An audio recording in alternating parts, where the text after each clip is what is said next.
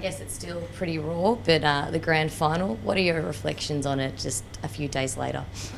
I think probably as a player, one thing you want to do is probably almost apologise to all our supporters and the fan base. And it was something that obviously you don't try and go out and put that sort of performance in, but it's happened, and you sort of have to man up to it and move on. But I think as a player, you sort of want to apologise to our fans.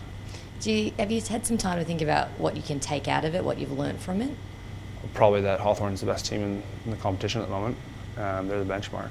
Absolutely, and I suppose it's hard to look at anything else this season, but how did you sum up your year in 2014?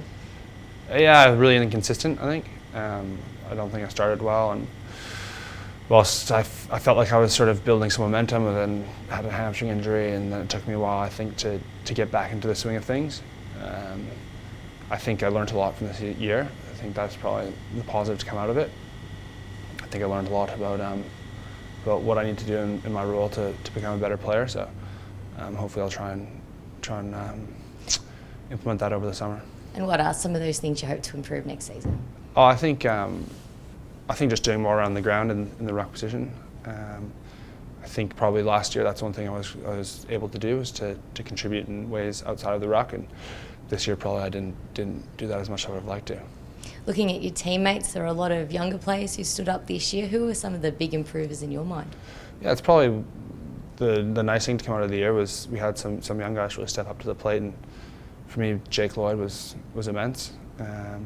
Dane Rampy continued to improve, but he was quite good last year. Harry Cunningham, I think, has taken his game to the next level. So those are just a couple of guys I think who are really sort of going to cement themselves in the team for a long time to come. And then there's even guys below them who are really pushing hard for a spot, and I think we're well positioned to have some good young talent come through the ranks. You mentioned those guys knocking on the door, and there would have been a few through the final series that didn't quite make the team. If you could pick one or two of those guys that might have a big year in 2015, who would you say they'd be? I think Dean Towers was unlucky not to play more games this year. He sort of had been pushing for selection for a long time, and then had a bit of an injury hiccup in the middle of the year. I think you might see a bit more of Sammy Naismith next year. He's pushing hard in the ruck, and Toby Nankervis, he was close at times this year, and I think if he has a good preseason, he could potentially be one to watch. We asked you what you were keen to improve on, but as a team, is there any areas you think the team needs to work on to be bigger and better next year? I think if you look at the year as a whole, it's most team clubs would be happy to make it to a grand final.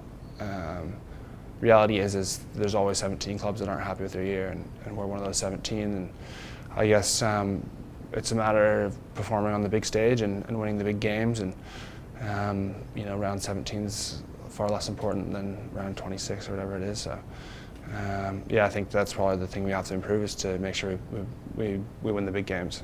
Terrific. And finally, you've got a big break coming up. What are your plans? I'll quickly go back home to Canada, just a short trip to visit family and friends, and then probably just spend some time with the family.